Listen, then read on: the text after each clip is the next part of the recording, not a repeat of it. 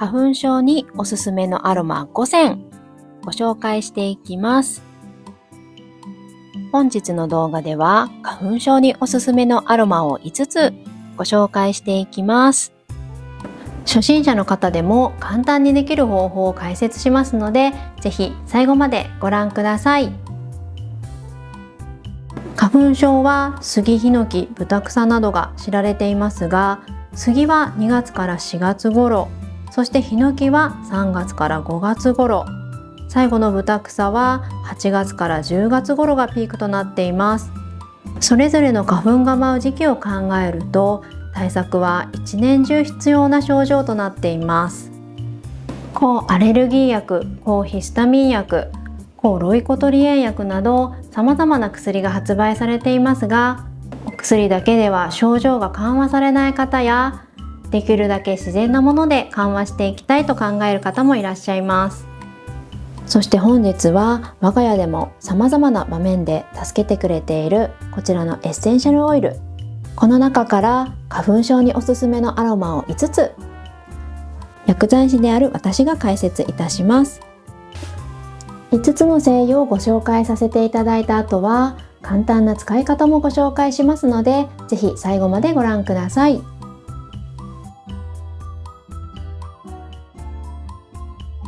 はじめにご紹介するのはこちら、ユーカリラディアタです。こちらがユーカリラディアタ精油、コアラで有名なユーカリの葉っぱから取れるエッセンシャルオイルです。18シネオールというスーッとする成分が含まれているのですが、その18シネオールに炎症を抑えるといったデータが研究結果で出ています。スーッと爽やかな香りの中にどこか甘さを感じるので、お子様からお年寄りまでとても人気のある精油です。ユーカリには菌やウイルスの除去データもあるので、風邪予防にも活用しています。初心者の方にはまずこちらのユーカリラディアタ精油がとてもおすすめです。それでは2つ目の精油をご紹介いたします。こちらのユーカリグロブルス精油です。ユーカリには実は700ほど品種があり、そのうちエッセンシャルオイルとして使われているのはごく一部です。そして花粉症によく使われるユーカリとしてはグロブルスとラディアタの2種類があります。ユーカリグロブルスはシネオールの量が多く、ツーンとした印象が強いです。そのためお子様やお年寄りには少し刺激に感じる場合がありますので、そういった場合は先ほどのラディアタをご活用ください。ユーカリグロブルスの香りを嗅いでみますと、スーッと爽やかなフレッシュな香りがします。先ほどのラディアタの方が少し甘みを感じます。ユーカリを2点ご紹介しましたが、どちらを買ったらいいのかわからないという方もいらっしゃると思います。アロマショップで香りを嗅ぐことができれば、お好きな香りの方で構いませんし、お子様やお年寄りがいるご家庭ではラディアタを選ぶと良いと思います。アロマは香りが好き、いい香りと思うこともとっても大事ですので、好きな香りで花粉症対策をしてみましょう。それでは次にご紹介するのはラビンツァラという精油です。カタカナでラビンツァラと書きます。こちらの精油は実は初めにご紹介したユーカリラディアタ精油ととても成分が似ています。アロマテラピーで使うこちらのエッセンシャルオイル、様々な香り分子が集まって一つの香りが完成しています。この香り成分は植物が作るもので、植物それぞれで香りが違います。こちらのラビンツァラとユーカリラディアタは実は分析すると成分がとっても似ています。成分が似ているということは、実は香りもとても似ていて、研究データなどから推測される作用もとっても似ています。私が主催しているエルブというアロマ教室では、こういったアロマの成分を学び、それぞれの活用法をしっかりと学んでいます。精油には禁忌もありますので、しっかりと学んでアロマを暮らしに活用したい方は、ぜひアロマアドバイザー講座をご受講してみてください。ラビンツァラはマダガスカルの精油で、マダガスカル語では万能の葉という意味があるそうです。皆様に香りがお届けできないのが残念なのですが、ユーカリラディアタに香りは似ているんですが、とても刺激の少ない優しいニュアンスの精油となっています。この精油もお子様からお年寄りまで幅広い年代の方にお使いいただけます。毎年花粉症で悩まれている方の中には2つを交互に使っている方もいらっしゃいます。ディフューザーやこのようなアロマストーンにも向いている香りとなっていますので、ぜひお試しください。こちらは手作りのくるみ型のアロマストーンです。アロマストーンとは石膏とお水で作る簡単なアロマクラフトです。リクエストがとても多いので、アロマストーンのディプロマ付き講座も開催予定です。YouTube でもお知らせさせていただきますので、ご興味ある方はぜひご参加ください。続いての精油はこちら、ペパーミントです。ペパーミントは日本でとても人気のある精油の一つです。北見で有名な和ハッカもありますが、こちらの和ハッカとは違い、ペパーミントは西洋ハッカという種類です。ハッカ油については YouTube でも詳しくご紹介しています。ハッカ油は日本薬局法というお薬の辞書にも収載されている精油です。比較的安価で入手しやすいので、ハッカ油もぜひ暮らしに取り入れてみてください。ぜひこちらの YouTube も参考になさってください。それではペパーミントのお話に戻りますが、こちらのペパーミントには L メントールという成分が入っています。そのメントールは冷却するとこのように結晶化します。メントールクリスタルという商品名で売られています。ガムなどの食品や歯磨き粉などの日用品にも使われています。私たちが普段使っている身の回りのものにこのように自然の成分が活用されていることがあります。ペパーミントに含まれるエルメントールもスーッと鼻を通るような印象が強いのですが、先ほどご紹介したユーカリやラビンツァラ、こちらに入っているスーッとする成分は18シネオールという成分なので、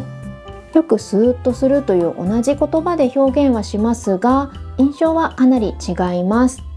そしてペパーミントは血管を収縮して鼻通りを良くしてくれるので、鼻閉の方におすすめです。花粉症で鼻閉になってしまい、口呼吸になってしまうととても辛いので、ペパーミントの香りを活用してみてください。とっても香りがよく使い勝手のいいペパーミントですが、お子様や妊娠中の方、授乳中の方は念のためお控えください。そして最後、5つ目の精油はレモングラスです。ハーブティーで有名なレモングラスですが、こちらはイネ科の植物から取れていますので、もしもイネ科アレルギーをお持ちでしたら使うことができません。レモンのような香りですが、柑橘精油ではないので、光感作という柑橘系精油のような注意点はありません。あまり知られていませんが、レモングラスに含まれるシトラールという成分はアレルギー対策にも活用できる成分です。先ほどご紹介したこちらの4つの精油であまり変わらないなという方は、こちらのレモングラスもぜひ試してみてください。レモングラスはレモンに似た爽やかな柑橘系の香りが特徴で、香りが好まれることが多く、リラックスやリフレッシュに最適です。ストレスが多い方にもおすすめの香りです。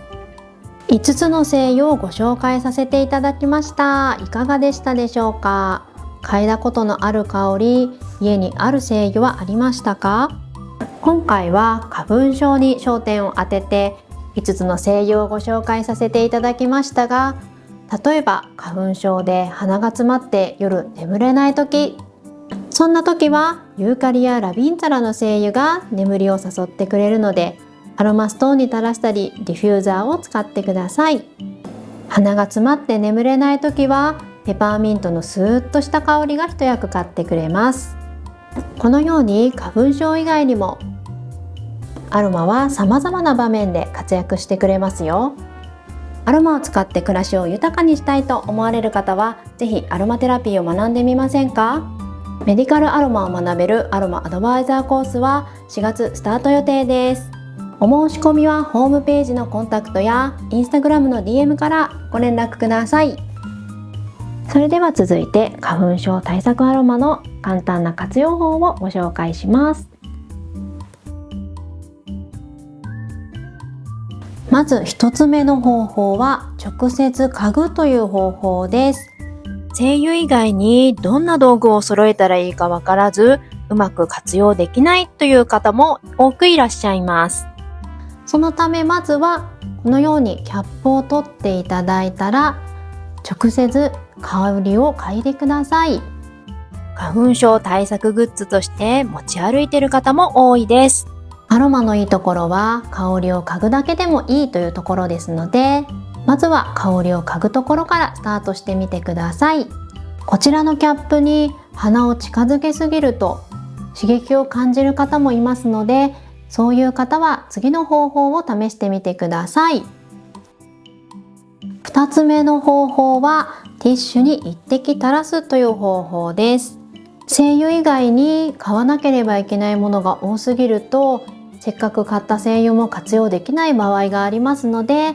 1つ目は香りを嗅ぐという方法をご紹介させていただきました。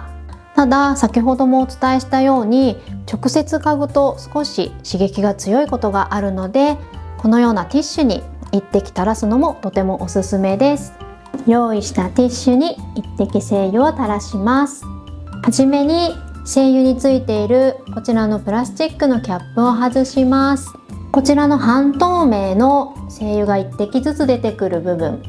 ドロッパーという名前ですが、こちらには精油がすでに付着しているので、素手で触らないようになさってください。この容器を水平から45度に傾けると、自然に精油がポタポタと垂れてきます。それでは一滴垂らしてみたいと思います。はい、それではティッシュに一滴垂らしてみます。ここから45度に傾けて、出たら戻す。この際に容器を振ってしまったりすると飛び散ったり、しっかり一滴出ないことがあるので、振らずに落ちてくるのを待ってください。直接瓶からこのように嗅いでいただくか、ティッシュに一滴垂らして嗅いでいただくか、ご自身が使いやすい方法で活用してみてください。次の活用法でもこちらのティッシュが登場いたします。先ほど作っていただいたこちらのティッシュ、少しもったいないような気がすると思うのですが、こちらに今精油がついているので、原液がそのままつかないように折りたたんでいただいて、このようなハンカチ、こちらの内側に入れます。そうすることで香るハンカチの完成です。こちらを外出時持ち歩いていただくと、外出先で花粉症の症状が辛い時にさっと取り出して手軽にアロマを嗅ぐことができます。ハンカチに直接一滴垂らすという方法もあるのですが、例えばこのような白いハンカチなどはシミになる可能性もありますので、先ほどの方法がおすすめです。次にご紹介するのはアロママスクです。花粉症の方は外出時にマスクが欠かせないと思うのですが、こちらのマスクに香りをつけていきたいと思います。こちらは前日に作っていただくのがおすすめです。用意するものはマスクの入るチャック付きの袋、そして精油を垂らしたティッシュです。先ほどのティッシュがこちらでも使うことができます。作り方は本当に簡単で、こちら先ほどユーカリを垂らしたティッシュ、こちらもマスクと一緒に袋の中に入れます。直接マスクにつかないように折りたたんで入れるのがポイントです。このようにマスクと香りのついたティッシュを入れた袋のチャックをしっかりして完成です。こちらを一晩入れておくと翌朝にはマスクに香りが移っています。こちらのマスクに直接精油を垂らしますと、鼻や口などに直接こちらのエッセンシャルオイルがついてしまう可能性があります。エッセンシャルオイルは揮発させたり薄めることで刺激なく使えるので、直接肌に当たると炎症が起きたりかゆみが出たりしますので、直接触れないように注意して使っていきましょう。こちらの香るマスクで外出時がとっても楽になったというお声が多いので、ぜひ悩んでいる方はお試しください。最後にご紹介するのはアロマの吸入法です。用意していただくのはマグカップと精油、そしてお湯です。あまり熱いとやけどしてしまうので、お風呂の温度より少し高い程度で大丈夫です。まずカップにお湯を注ぎます。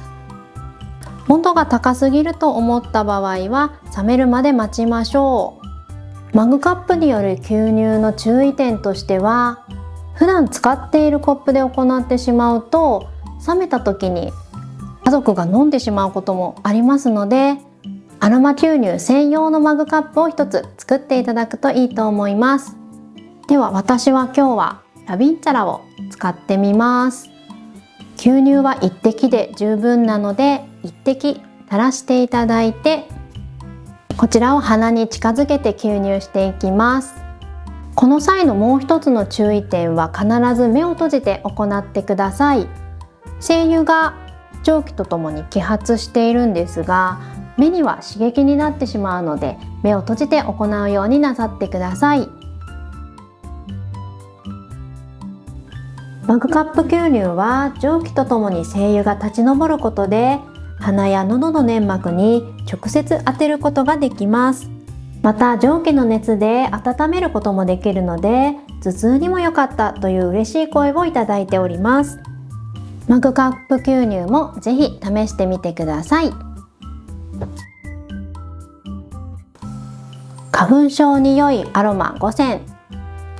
今日の動画はいかがでしたでしょうか。